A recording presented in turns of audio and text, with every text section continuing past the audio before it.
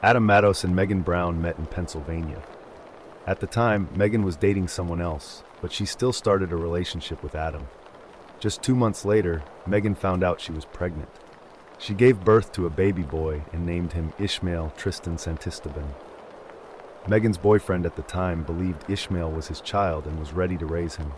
But after a DNA test, it turned out Adam was the real father. After that, Megan and her boyfriend broke up. As parents, Megan and Adam didn't see eye to eye. Megan was kind and patient with Ishmael, while Adam believed in strict discipline. This difference caused a lot of arguments and fights. Sometimes, Megan's father had to step in before things got too serious. Megan's step-grandmother, Linda, once convinced Adam to take parenting classes. She hoped it would help the couple work things out. This was especially important because Ishmael was autistic and needed special care. But the classes didn't really change anything. Adam stayed quiet and withdrawn. Sometimes he was kind, but he often had sudden angry outbursts. He was also unemployed, which made things worse between him and Megan. Eventually, Megan and her family decided to move to Florida.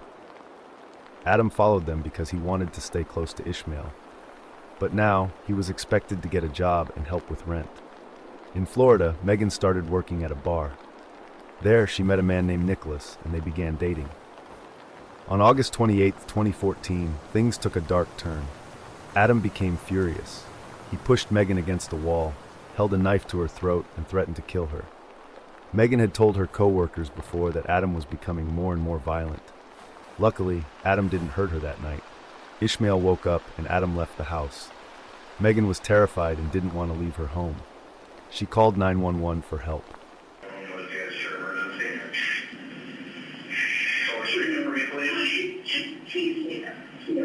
Can you spell the street name for me, please? Okay, what is your name? What is it? What is your first name? Brown, like the color. Okay, tell me exactly what happened. We just moved here. Tell me exactly what happened, Megan. My son's dead. I just came home, and my son stabbed my neck to my throat. Cut my hand, I'm like bleeding everywhere, and my son's freaking out. I really don't want to do this in front of anybody. Okay, where is he at? He took off. Okay, when did it occur? He did this in my son's room. My son woke up. Okay, ma'am, he cut your hand with a knife? Yes.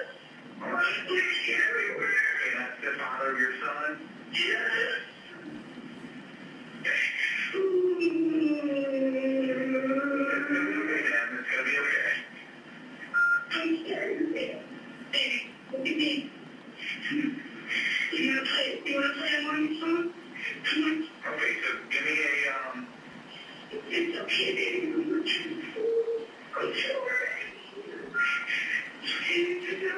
Come up here. Are you literally trying to kill me?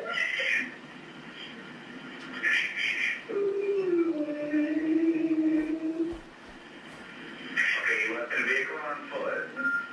On foot, he doesn't have a license.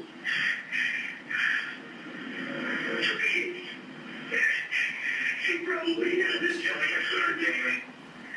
He had the bike and he had no shirt on. He had... Okay, hold on, Megan. Hold on a second with me. Hold on. Whatever. I already got deputy dispatch for you. So give me a time delay, okay? When that happened, when he cut you with the knife. He just did it 10 minutes ago. Okay, 10 minutes? Yeah. Okay, what is his name? Adam Matos, Adammatos. Okay, how old is he?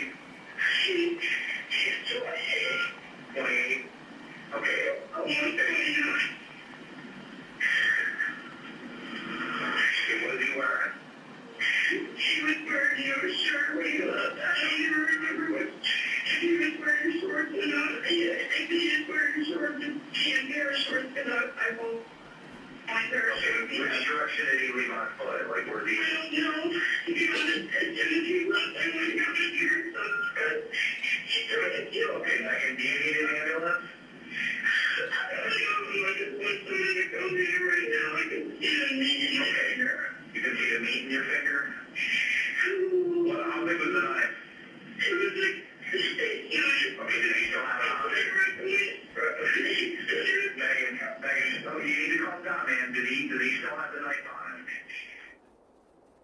Later that day, Megan also called her boss to say she couldn't come in because she was scared for her life.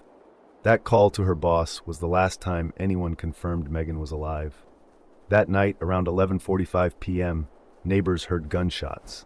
Adam had shot Megan and her father. Then, he beat Megan's mother and her boyfriend Nicholas to death with a hammer. After the murders, he went on Craigslist to try and sell their belongings. Ishmael was still in the house while all of this happened.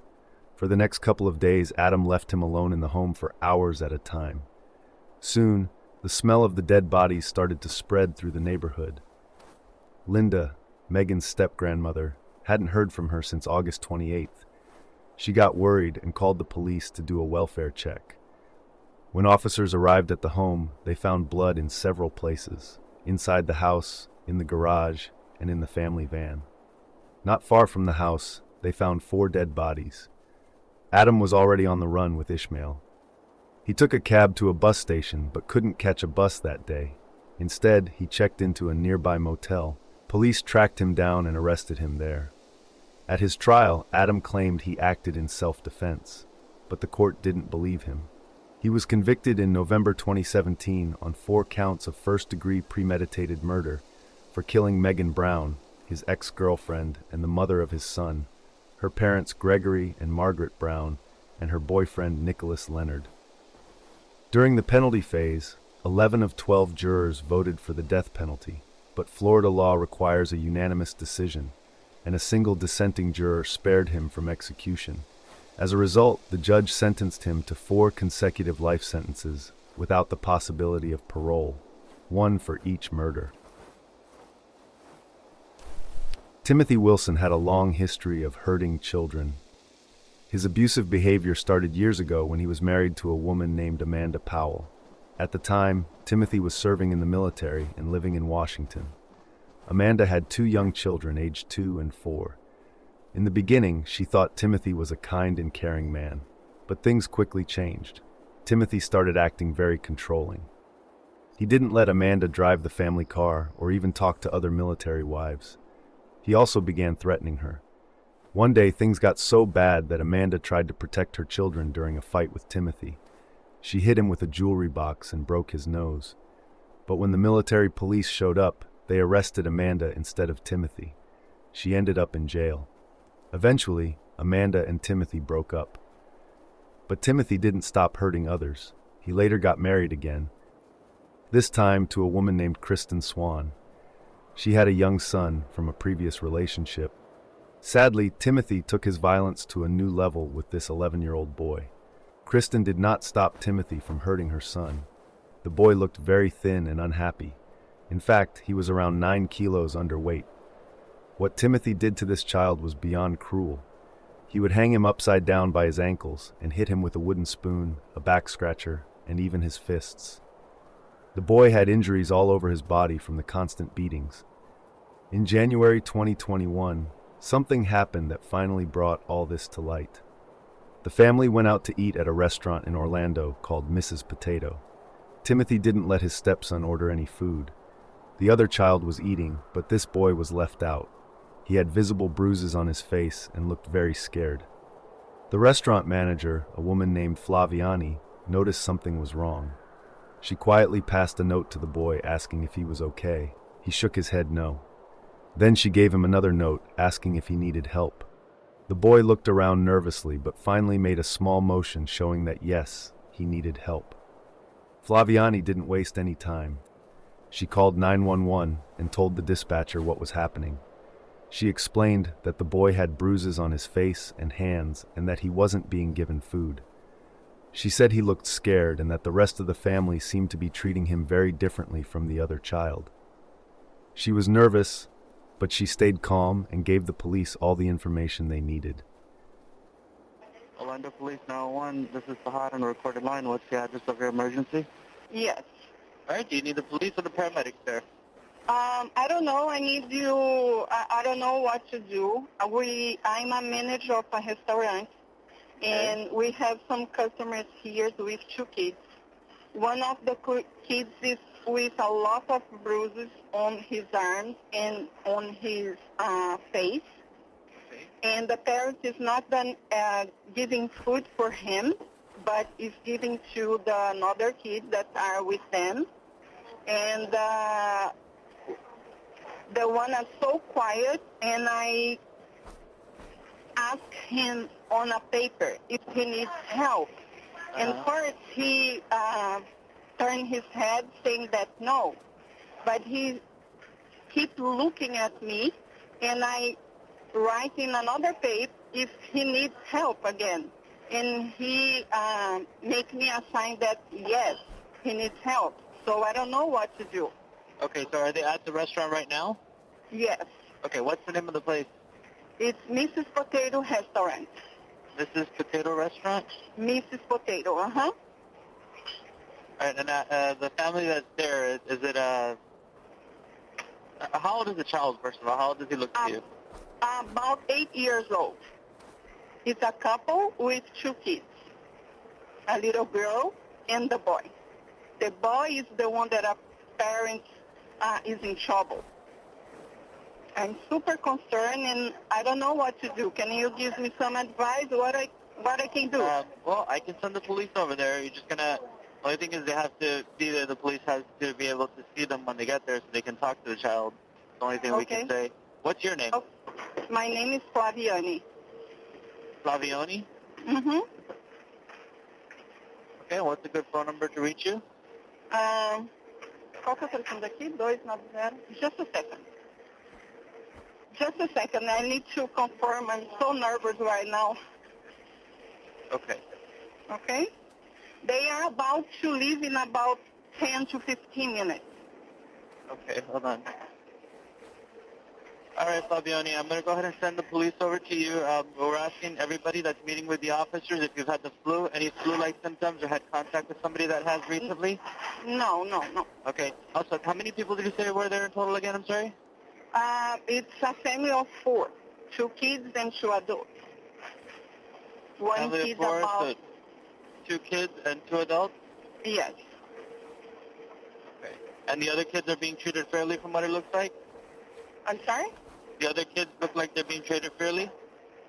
No, just the boy is with bruises and he's not eating. The others are eating.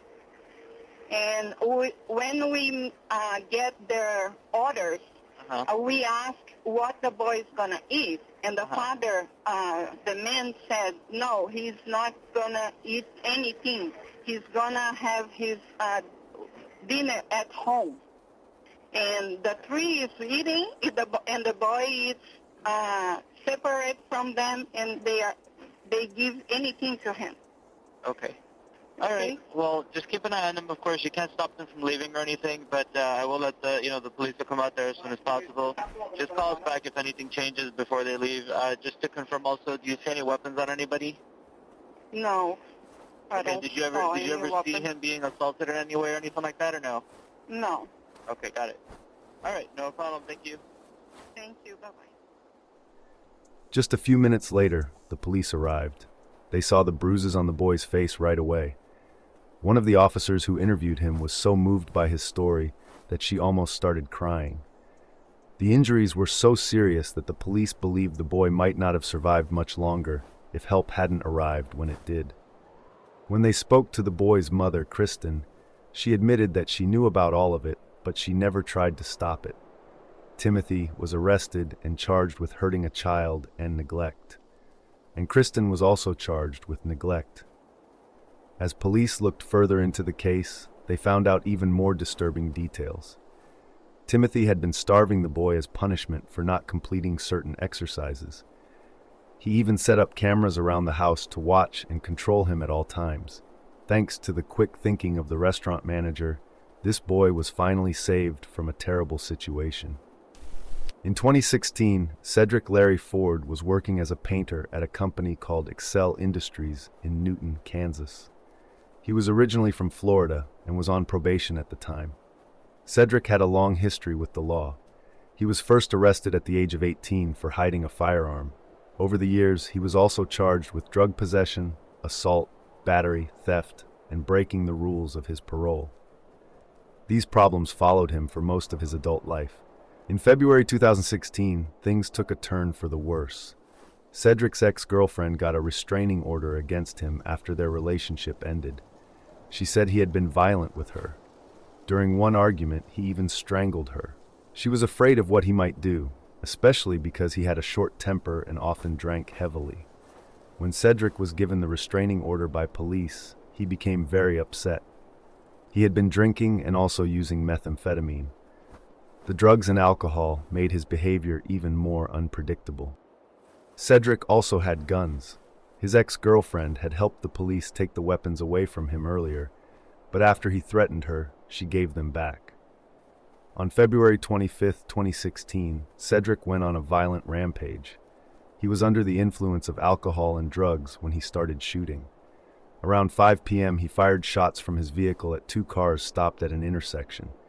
One person was shot in the shoulder, while the other managed to get away unharmed. After that, Cedric drove to another location and fired at more traffic. His shots caused a car crash. He then shot the driver of another car in the leg, stole that car, and drove to his workplace. When Cedric arrived at Excel, he walked inside and began shooting at his coworkers. The scene quickly turned into chaos. Many people inside the building called 911, reporting that several people had been shot and that the gunman was still on the loose. People were scared and trying to hide. Some were helping those who had been injured. Harvey County 911. We have an active shooter at Excel Industries. We have multiple injuries. Okay. We have that information. Do you know where he's at? He is in Plant 4 right now. Plant 4? Yes. Okay. I got people all over the place. I don't know. I can't account for anybody. Okay, what's your name? Harvey County 911. Yeah, we've got an emergency up here at Excel. We have shots fired. Where at in Excel? We're in the front office right now. They're out there somewhere on the floor shooting. Do you know how many, where at, just in Plant 4? Plant 1, up here in Plant 1 that we know of, up here by the front offices. How many people are hit? People are hit. How many people? 3 or more. Multiple people shot all over this freaking place. Okay. A black male. It's a black male? A weapon. He's in the office. We're all across the street. He's in the office? Well, there's one car on scene, police car. There's another one. Harvey County 911? Yes, I need a police and medical at XL Fire, or XL Lawnmower. At We Excel? got people that shot. We do have people on the way to Excel. Where are you located? I'm in Plant 1. We got people down. Plant 1. How many patients do you I have? got four people shot. 4 shots. Do you hear any other shots being fired right now? Outside. The guy's outside shooting. Okay, can you secure the door so we cannot get back in? It's locked. It is locked. Is there any other entrances? Can you get those There's secured? several, but I got people shot and Yes, we have help on the way. Stay on the phone with me, okay? Your patients that are inside. Tell me about their injuries. Can we put some pressure on wounds? Where are they at?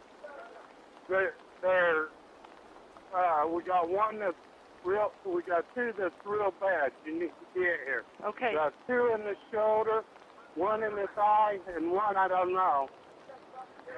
He got shot in the head. We got 1 in the head. Okay. This is what I need you to do for me, okay? The ones that have gunshots to the shoulder, can you get some pressure on those? They got pressure on shoulder, pressure on thigh. Great. I'm going to go check on the other one. So the other one, is everybody breathing? Can you tell me if everybody is breathing? The one that's shot in the head, I don't know. Can you check for me? Are you able to do He's that? breathing. Just barely. He's barely breathing. Is he laying on his back? Yes, he is. Okay, can you get to him? We're going to get his airway open. Medic 1's en route. Medic 110-4. It's going to be the area of Northwest 12th and Meridian. I have a report of somebody being shot. If you could just stand off for law enforcement for now. The first police officer to arrive at the scene was met with gunfire from Cedric. The officer returned fire and shot Cedric, killing him at the scene. The damage Cedric caused was horrifying. 3 people were killed inside the plant and 14 others were injured. Later, an autopsy was done on Cedric. The report showed that he had a massive amount of meth in his system, about 135 times more than a normal dose. Experts believe that this, along with the alcohol he drank, made Cedric confused, aggressive, and unable to control himself. The combination likely pushed him over the edge. What happened that day was shocking and tragic. It left a town grieving, families in pain, and many wondering if anything could have been done to stop Cedric before things got so bad. Michael King was a plumber who had been divorced. When he was younger, he had a sledding accident that caused a serious brain injury. People who knew him said he wasn't quite the same after that. On the afternoon of January 17, 2008, something horrible happened.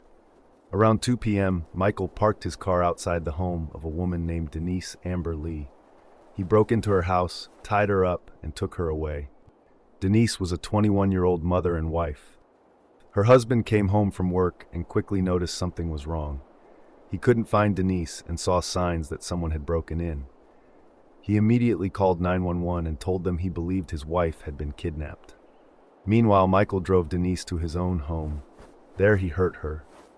Later, he went to visit his cousin and asked for a flashlight, a gas can, and a shovel. He said he needed help getting a lawnmower out of a ditch. While at his cousin's house, Denise tried to escape, but Michael stopped her and forced her back into the car. His cousin saw this happen and asked what was going on, but Michael just told him not to worry. Even though his cousin didn't call the police, he told his daughter what he had seen. His daughter did call the police. Around 15 minutes later, something brave and amazing happened. While Michael was distracted talking to his cousin, Denise managed to get his phone. She secretly called 911. In the call, she tried her best to talk, but she was scared and didn't know where she was.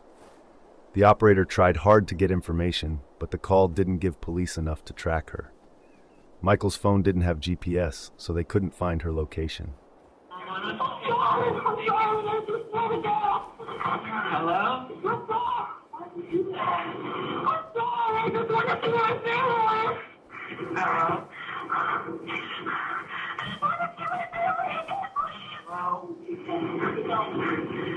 Hello?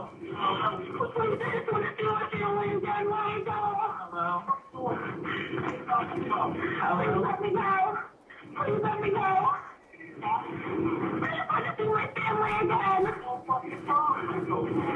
Okay. Hello?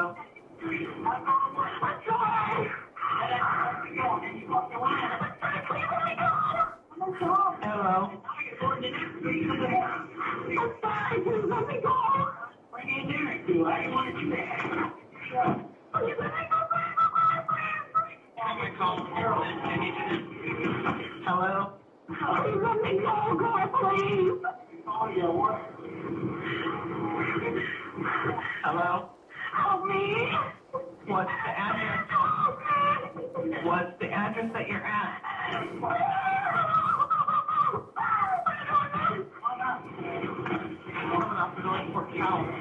Hello? What is the address that you're at? Hello, ma'am? Where are we going? I gotta go up to the mountain now. Up and around where? Wow, you need to see that. That's 4 streets, no, 5 streets over from your house. I couldn't everywhere. What's your name, ma'am? Hello? Please. What's your name? Please, my name is Denise. I'm your beautiful husband, and I just want to see my kids again. Your name's Denise? I'm sorry.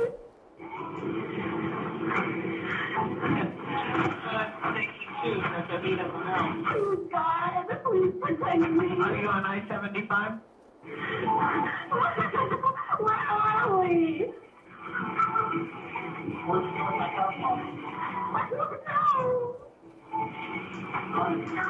Please.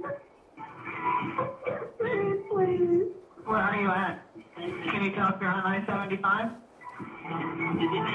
don't know where your phone is. I'm sorry.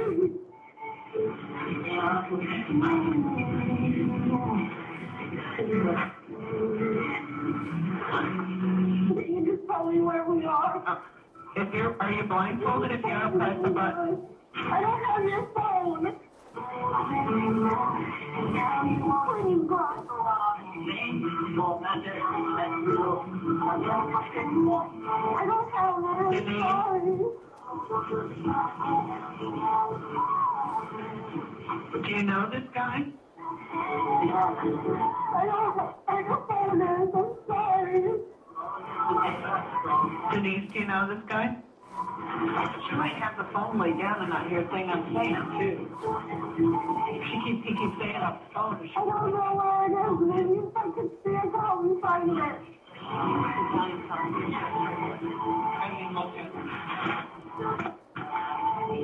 No, sir. Denise? What's the story?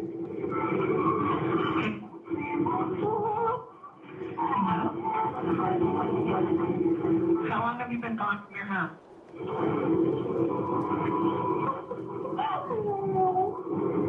How long? Do you know how long you've been gone from your house?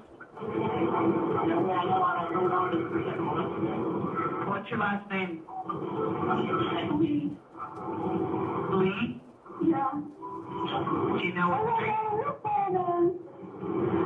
Your name's Denise Lee?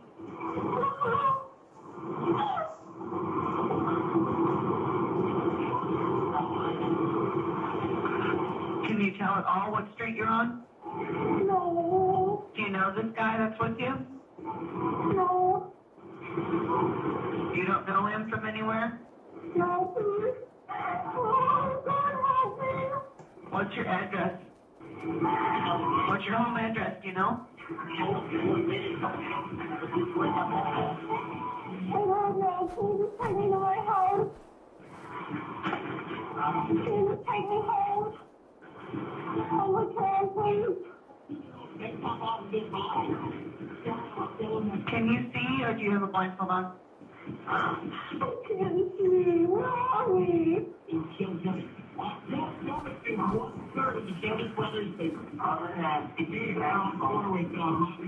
Can they turn off the radio or turn it down?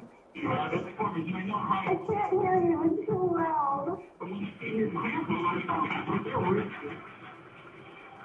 Where are we? Are you gonna help me? Are you gonna let me out now? Help me. Later that same day, another woman named Jane Kowalski was sitting in her car at a red light when she heard screaming coming from the car next to her. That car was Michael's. Jane thought a child was being kidnapped, so she called 911 too. Sadly, even though multiple people called for help, it wasn't enough to save Denise. It took the police about 3 hours to find and arrest Michael. By that time, Denise had already been killed. 2 days later, on January 19th, police found Denise's body. Michael had shot her in the head and left her in a shallow grave, less than 5 miles from where Jane had made her 911 call. When police questioned Michael, he lied and said he and Denise were on a date when some strangers kidnapped them both. The police didn't believe him, but let him talk, hoping he would reveal more. Once he was taken to trial, the evidence was very strong. During a search of his house, police found proof of the crime. Denise had also tried to leave clues behind. She pulled out some of her own hair and hid her wedding ring in Michael's car, hoping someone would find it. People were heartbroken, listening to her voice, knowing she was fighting for her life. In the end, Michael King was found guilty of murder and was sentenced to death. On November 28, 2016, at Ohio State University, students were starting their day like any other Monday. But that morning turned into a nightmare that they would never forget.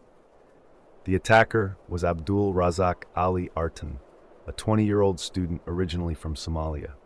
On the outside, Abdul seemed like a normal, kind young man. His mother said he was a loving son who helped drive his siblings to school and always looked out for his family. He smiled often, was polite, and went about his studies like any other student. But behind the smile, Abdul was dealing with a lot. He and his family had left Somalia as refugees back in 2007. They first lived in Pakistan, then moved to the United States in 2014 as permanent residents. At first, Abdul stayed in a temporary shelter in Texas before settling down in Ohio. Despite his tough background, he pushed himself academically. He completed 2 years at Columbus State Community College and earned his associate's degree. Then he transferred to Ohio State University to continue studying. But things were starting to fall apart in his mind. As a refugee and a Muslim, Abdul felt like an outsider. He said in an interview with the school newspaper that he was scared to pray in public. He was afraid people would judge him or be hostile just because of his religion. This feeling of being left out and misunderstood made him angry and confused. Unfortunately, Abdul started looking for answers in all the wrong places. He began watching online videos and reading material made by extremist groups. Soon, Abdul became more and more obsessed with these radical beliefs. He read guides that explained how to attack innocent people using everyday weapons like knives and cars. These guides encouraged attacks on easy targets, people just walking around, selling flowers, or playing sports. Abdul's mind was now completely changed. He saw himself as a soldier in a holy war. He believed that hurting others was not only okay but necessary. And sadly, no one around him noticed how dangerous he had become. Then came the day of the attack. Abdul had traveled over 400 miles to Washington, D.C., just to buy a specific knife. He also bought another knife at a local Walmart the day before the attack. He posted on Facebook about being angry at how Muslims were being treated around the world. He said people wouldn't find peace until Muslims were given peace. He ended the post by warning that Muslims were not weak and that others needed to remember that. At around 9:50 a.m., someone pulled a fire alarm at a science building on campus, claiming there was a gas leak. This forced students and staff to gather outside while the issue was being checked. Everything seemed calm.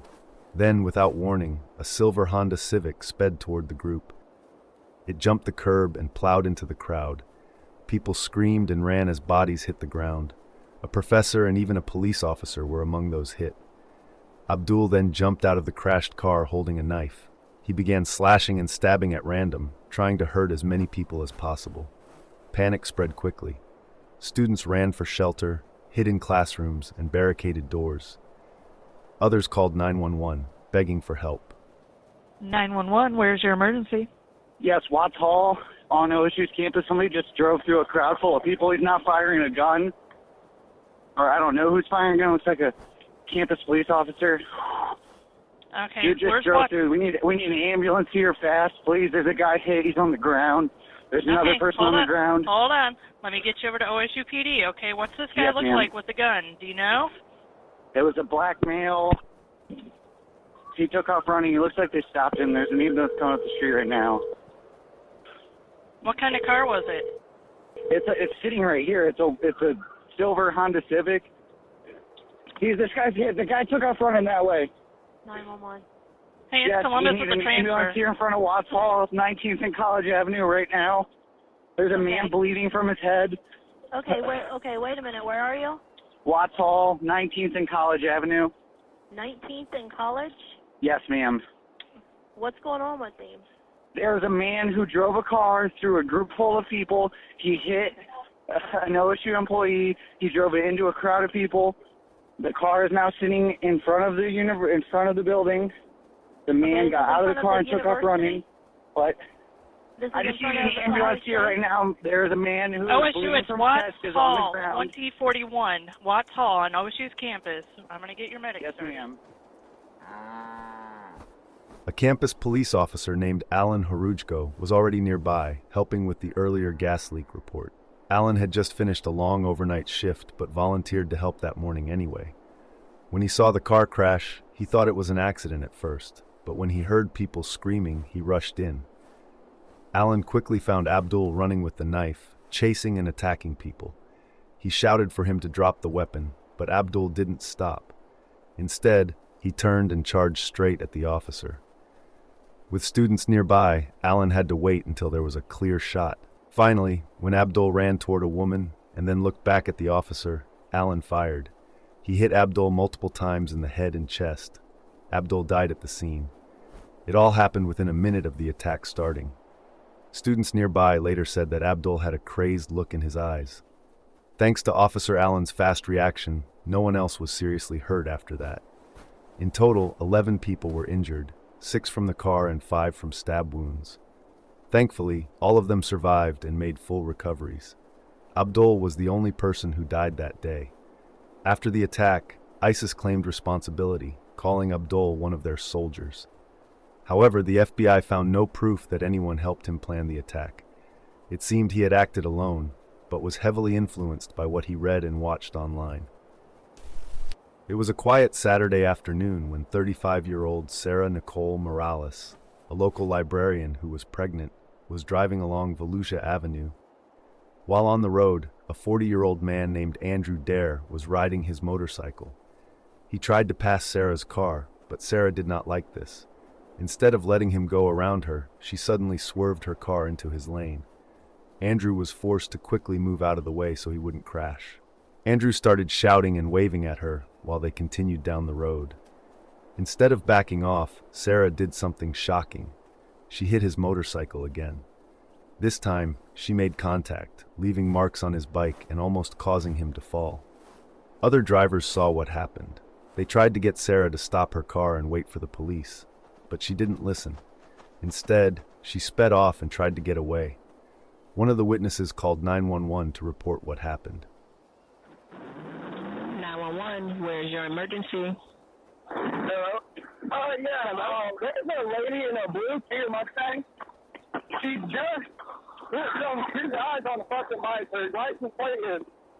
Hey, don't worry, I just got cops. Yeah, no, he's probably his Where are you? Where are you? West Boston and North Volusia Avenue. Okay. Why are people yelling, sir? I can't hear or understand what's going on. The guys were yelling at her because she got her to pull over the side of the road. She got wiped off the deal on the big bike. Okay. Okay. So, was anybody hit? Yeah. Somebody was hit? Was it a person or a motorcyclist or someone in the vehicle? It was a person on the motorcycle that got hit by a car. Okay, thank you, sir. Is the motorcyclist down on the ground? Is he breathing and conscious? He's fine. Okay. The lady just took off the left. What kind of vehicle was it? It's a blue Kia. I'm trying to get up to it. Yeah, say exactly what time. Okay, because I couldn't understand you with the tag number. But the motorcyclist is fine? Yeah, the guy on the motorcycle is fine. We are following this lady and wherever she's going. Meanwhile, Sarah drove home to East Wisconsin Avenue. Andrew and 2 other witnesses, Cody Drew and Nicholas Hurst, followed her in their vehicles. They didn't want her to escape before the police arrived. One of them stayed on the phone with 911, helping officers find Sarah's location. Hi, this is the sheriff's office. I'm calling you back. Where are you guys? I'm trying to figure out a road name, but, my unit is in the area trying to figure out where you all are. Ma'am? I said my unit is in the area trying to figure out where you all are. She's at this house, and we're at the house talking to some lady at the, okay. Lady of the owner of the house. Okay. Can you give me an address, sir? Yeah, I'm trying. What's the address, my friend? They're already on the phone. All right, thank you. You are 3 men. You followed me. What's that? Oh, damn, lady, now, Pull the gun on. we're good. Did somebody get shot? Yes, ma'am. Lady shot, dude pulled a gun out on her. He shot her in the thing, self-defense.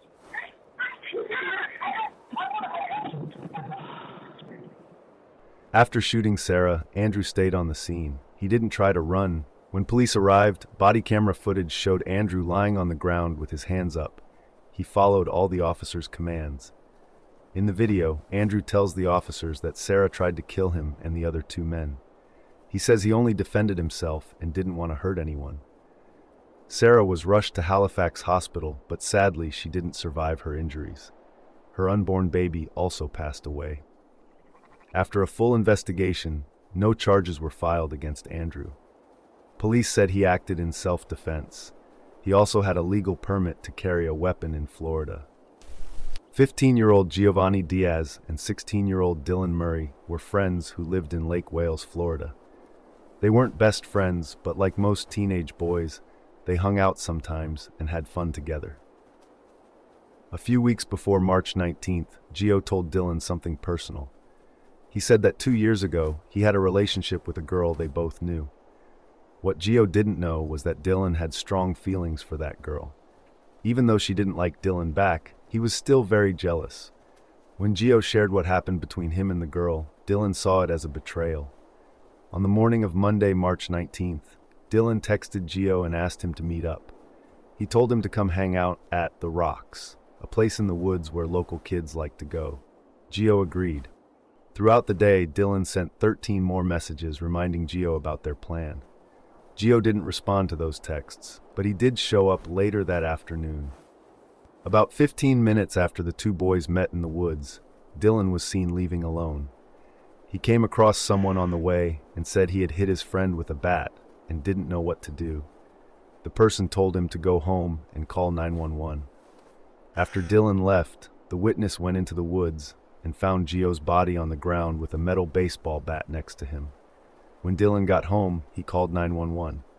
On the call, he told a story that made it sound like he was the one attacked and only hit Gio in self-defense. I saw him walking, and he brought me to the woods, and he took my baseball bat and tried to beat me. He tried to attack me, and then me and him got into a fight, but I had the baseball bat, and I don't know if he's dead, because I hit him so many times, man. Dad! Dad, help!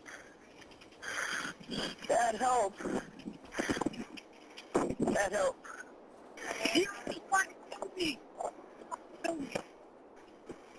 I think Gio tried to kill me, and I think I killed him.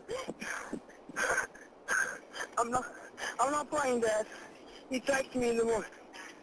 He told me to come to the woods by myself with the baseball bat, because after we were going to get some smoke, he was going to go get Zach and play baseball because he had a baseball. Then he said he had to take a piece. Then all of a sudden, he's behind me with the baseball bat. He tried to hit me. I grabbed it. All he did was punch me in the face, but I hit him one time and said, stop. He's like, now you're going to get it, and came back with his hands, and I just keep hitting him and hitting him. They're saying I'm going to go to jail if he dies. But when emergency services got to the scene, it was too late. Gio had been hit in the face and head at least 9 times. He died from his injuries. The metal bat found next to him was badly bent from the beating. Dylan was arrested. At first, he told police that Gio had invited him to smoke in the woods, and while they were there, Gio picked up the bat and tried to hit him. Dylan said he managed to block the attack and grab the bat, then punched Gio. He claimed that Gio charged at him again, so he hit him with the bat. Then, as his anger took over, he said he kept hitting him. But the police quickly realized Dylan was lying. There were no signs that Dylan had been punched or hit with a bat. Text messages showed that Dylan was the one who had asked Gio to come to the woods, not the other way around. Also, a witness came forward and said that just days before the attack, Dylan had said something very disturbing. I wonder what it feels like to kill somebody. Police also found Dylan's Facebook posts, which were full of dark and violent messages. It was clear he was fascinated by violence. They also learned that Dylan had a violent past. When he was 14, he had 3 charges for battery. One of those was for punching Gio, and another was for slapping a girl. The third was for attacking his own father. Even with all that history, he was never punished for those earlier charges. As the investigation continued, Dylan finally told the truth. He said that when they met in the woods, they started talking. Gio mentioned again the past relationship he had with the girl. That made Dylan angry and jealous. He picked up the metal bat and swung it. Gio asked, "What are you going to do? Hit me with it." That's exactly what Dylan did. He hit Gio hard, over and over again, not stopping even after Gio was on the ground. Later, Dylan told police that he kept hitting Gio so that he could never talk to the girl again. Dylan was charged with first-degree murder. In Florida, this can mean the death penalty. His lawyers tried to say he wasn't mentally stable. They claimed he had schizophrenia and was on the autism spectrum. But in 2019, after 3 doctors looked at him, a judge ruled that Dylan was fit to stand trial. He stayed in jail the whole time during the case. In 2021, Dylan was sentenced to 60 years in prison. On February 27, 2019, a young woman in Flint, Michigan was in serious danger. Her name hasn't been shared, but she was 22 years old and 8 months pregnant. She was dating a 24-year-old man named Mark Covington. Even though they were close, Mark had a history of hurting her. He had been abusive in the past, both emotionally and physically. On this day, things got worse. That afternoon, the young woman reached out to her family. She told them that Mark had beaten her again. She was terrified, not just for herself, but also for her unborn baby. She didn't want to call the police right away. She was afraid of what might happen if Mark found out. So instead, she asked her family to help her. Her sister quickly called 911 and explained what was going on. She told the dispatcher that her pregnant sister was being beaten by her boyfriend and was asking for help. Genesee County 911. Hi, I need the police at 702. Yeah. Okay, and what's your name? My sister is over there being beat by her boyfriend. She's pregnant. She is almost due, maybe like probably in a month. She's getting beat by her boyfriend. She just texted me talking about help. She's crying. I don't. Okay, what's your sister's name? First time doing it. Her name is. And what's her phone number? Her phone number. I don't even. I don't want you to call her phone number and then you just get to the room, get you. Right, I understand that, ma'am, but when the police get there, if they can't open the door, they're going to have to call her.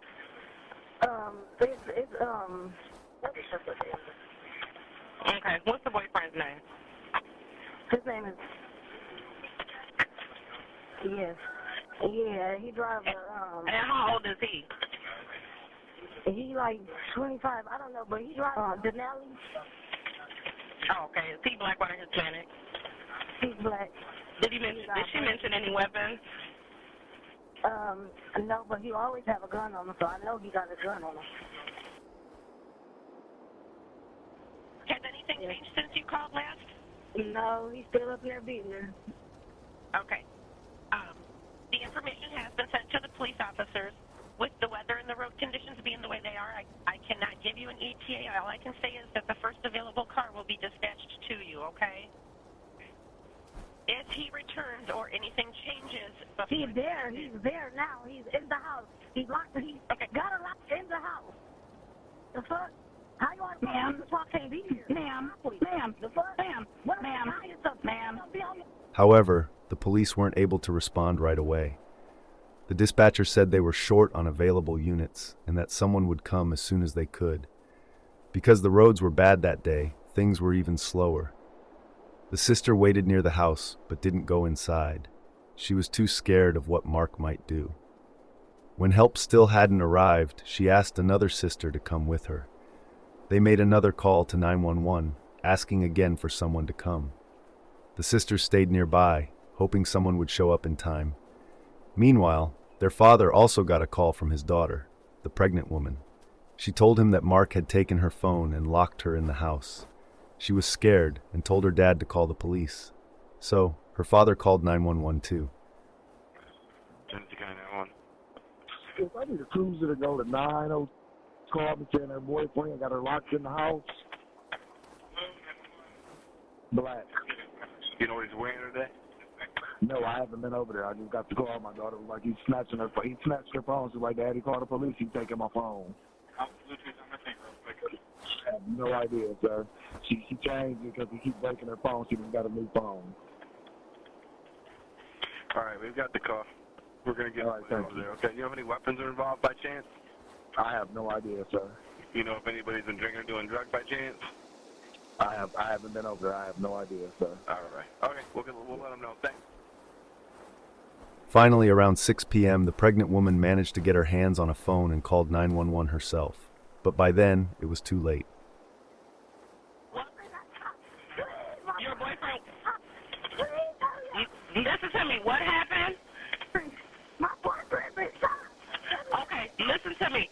Do you know who did this, ma'am? Listen to me. Don't hang up. Do you know?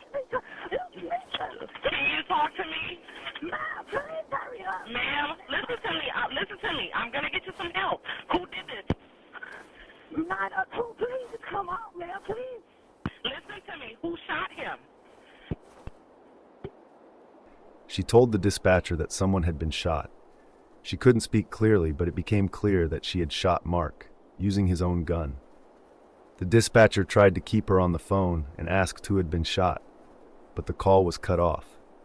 The dispatcher tried to call her back, but no one answered. A few minutes later, one of her sisters arrived at the house. She was shocked by what she saw. She picked up the phone and made the final 911 call. Genesee County 911. Somebody come in.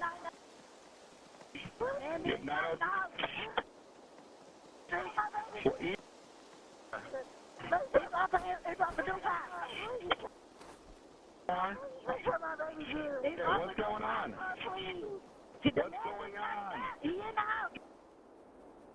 I have not. What's going on there? You're not answering any of my questions. The man that just got shot. Can you hear? Okay, I can hear that. Where is he shot at? Who shot him? I didn't go now. I pulled up because he was beating on my sister. Who shot him? He got shot. I don't know, sir. I do not know. Police arrived shortly after and found Mark Covington dead inside the house. He had been shot by his girlfriend during the fight. The young woman was taken into police custody that night, but her time there didn't last long. The next day, on March 1st, she was released.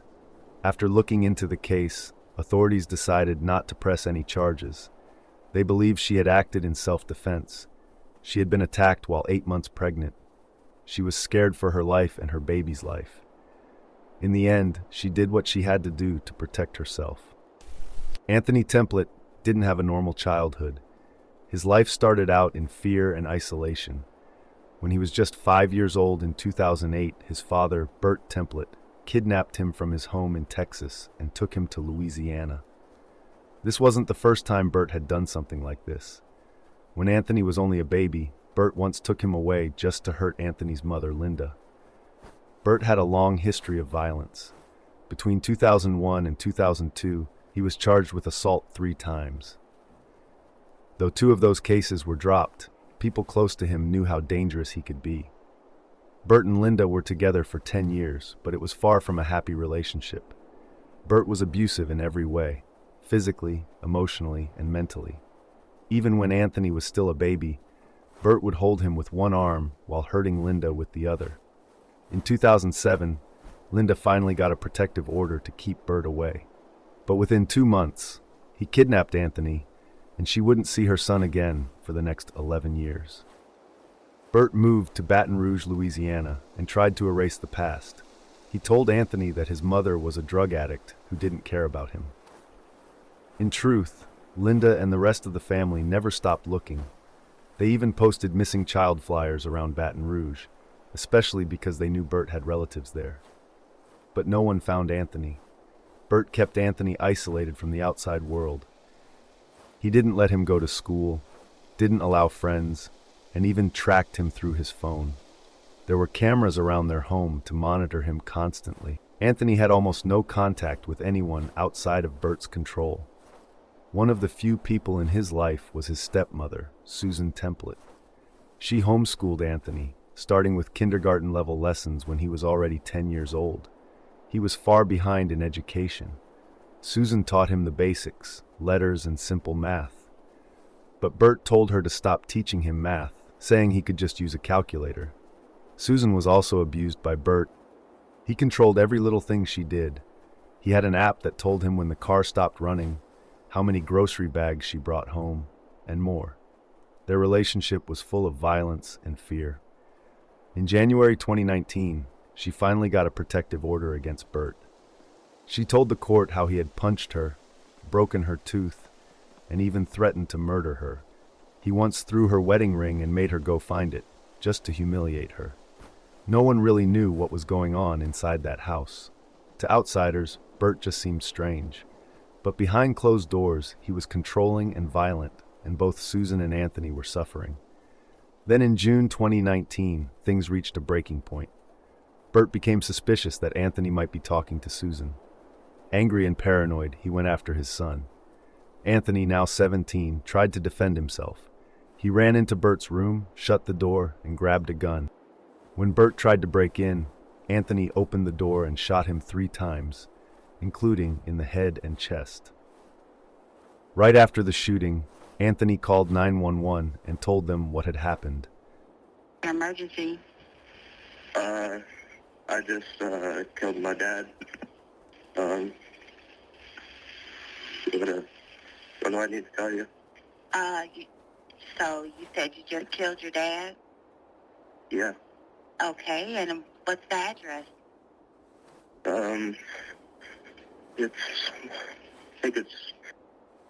Is there any way for you to tell him I can go check if you want? Well, I need to make sure that's the correct address. Is it Green Moss? Green? Grey?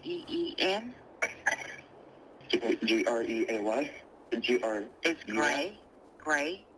Yeah, gray is like, Okay. You know the color? Mm-hmm. Gray Moss. And Gray Moss Avenue. hello?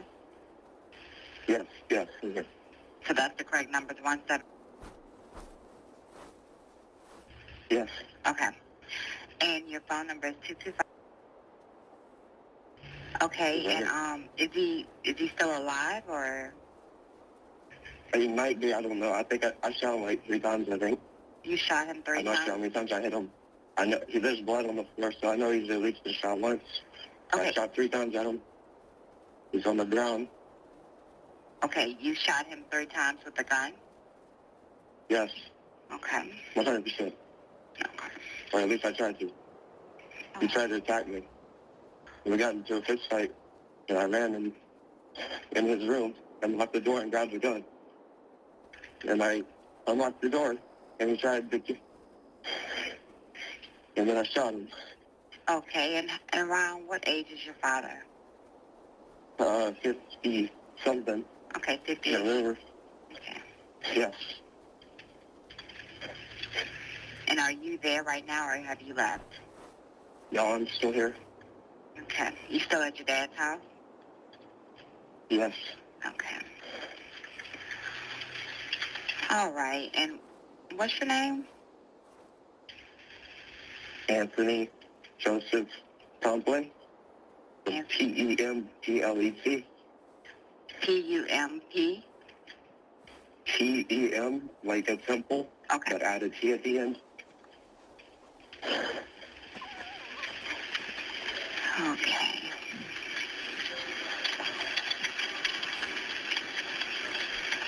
Okay, and do you know exactly where you shot him at?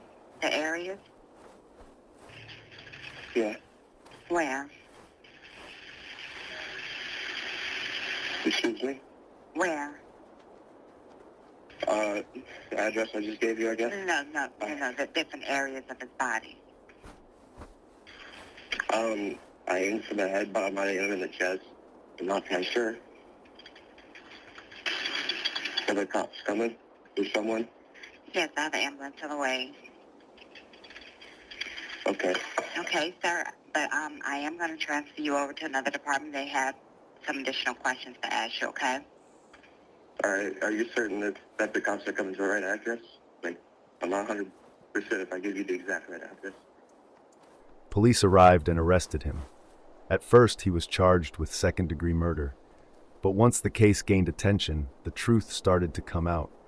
Anthony's mother and half-sister saw the story on the news and finally learned where he was. They rushed to help him. His sister, Natasha, said the family had no idea where Anthony had been all these years. She said he had been locked away and hurt by his own father. Although a detective on the case questioned why Anthony didn't have more visible injuries, many others believed that he had been living in constant fear for years. His defense team said that Anthony had suffered at the hands of his father his entire life. In March 2021, Anthony made a plea deal. He pleaded no contest to negligent homicide. This meant he didn't admit guilt, but accepted the punishment. He was given 5 years of supervised probation. Since he had already spent time in jail, that counted toward his sentence. The court also ordered Anthony to get his high school diploma, go through counseling, and either get a full-time job or go to school. If he follows all the rules, his record will be cleared. Anthony's lawyer said he finally has a chance to live a normal life, a life without fear, without control, and without abuse.